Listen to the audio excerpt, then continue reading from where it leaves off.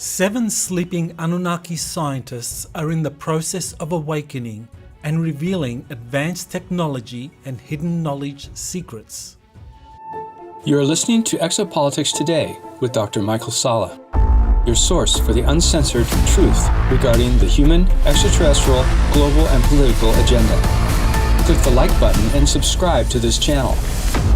And now, here is Dr. Michael Salla.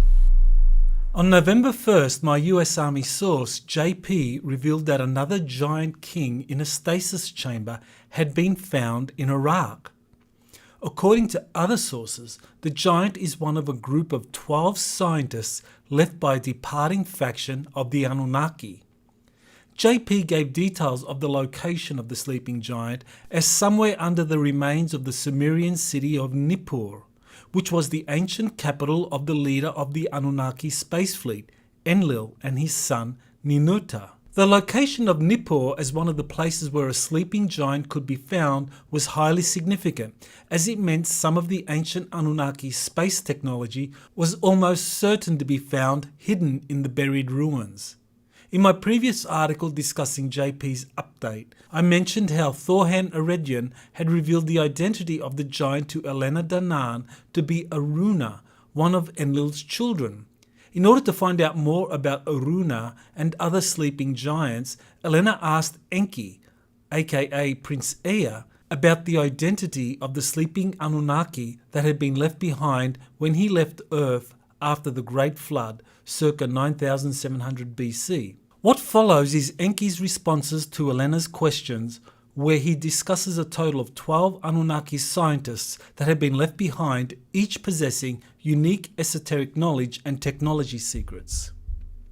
What follows is Enki's responses to Elena's questions, where he discusses a total of 12 Anunnaki scientists that had been left behind, each possessing unique esoteric knowledge and technology secrets.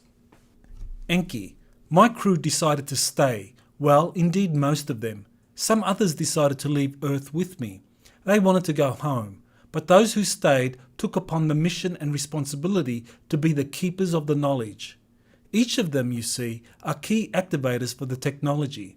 Not only their body's genetic frequency key is necessary, but it must be coupled with their personal consciousness. You see, consciousness is the key.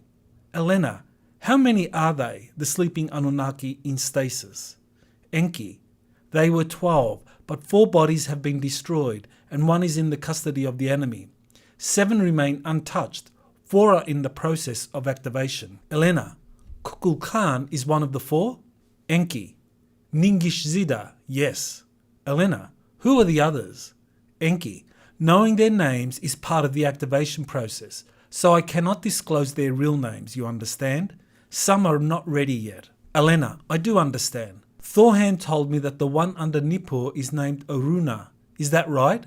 Enki: how do you know about him? Elena: our friend that is in the Earth's secret military programs told us. He may go on a mission there.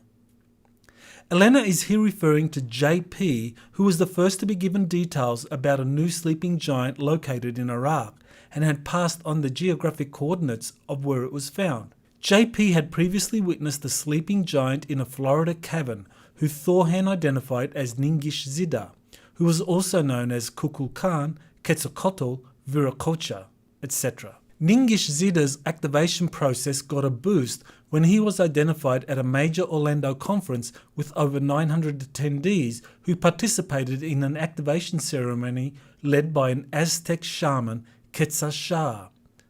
Elena next brought up the question of technologies that could be found in Nippur, and Enki went on to elaborate on their advanced nature and sophistication. Elena: Thorhan said that Aruna is a scientist engineer specializing in spacecraft.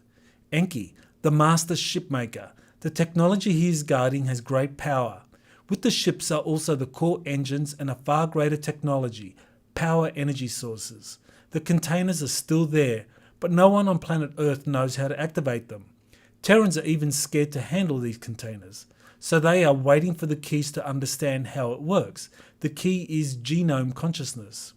Elena: can anyone incarnated on Earth who has the same genetics activate this technology? Enki: how do you think they choose the soldiers and the people for these missions? All had the genome, and otherwise they couldn't access the places. The frequency shields would stop them. By genome consciousness, Enki is referring to individuals such as J.P. and Radu Cinema, described in the Transylvania Sunrise book series, who carry the right genetics to both access locations where ancient technologies are hidden, pass through sophisticated protective frequency barriers, and finally activate these ancient technologies. In previous articles, I explained how JP would activate technologies when he entered buried space arcs. Over the last 2 years, JP has been given more responsibility for missions to hidden space arcs and other ancient extraterrestrial technologies. He has been leading missions and instructing others, which corroborates what Enki revealed about those with the right genome consciousness being the keys to finding and activating such advanced technologies. Similarly, Radu Cinema has been allowed to go on missions to various ancient technologies associated with the buried Hall of Records in the Bujej Mountains of Romania, which links to similar halls in Egypt, Tibet, and Iraq. In his books, Cinema explains how genome consciousness is the key to accessing ancient technologies, which are either extraterrestrial or human in origin. In response to another question from Elena, Enki next describes the existence of a stargate hidden under Nippur and its centrality to a more extensive network that connected to the rest of the galaxy. Elena, Thorhan mentioned the stargate.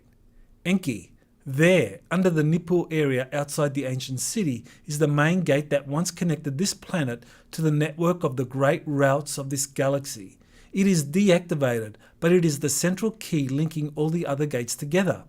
This central portal links minor portals in other ancient places where records and technology are secretly kept. I first began writing about the Iraq Stargate in 2003, and it being the real reason for the Iraq invasion by the Bush administration. Since then, there has been much written about the existence of stargates and efforts to control these by multiple authors. Enki's responses to Elena Danan's questions have given many more details about the incredible technologies and information that can be found at the locations where different Anunnaki scientists have been hiding in stasis chambers. According to JP's information, these scientists were giants in physical stature and were regarded as kings by early humans.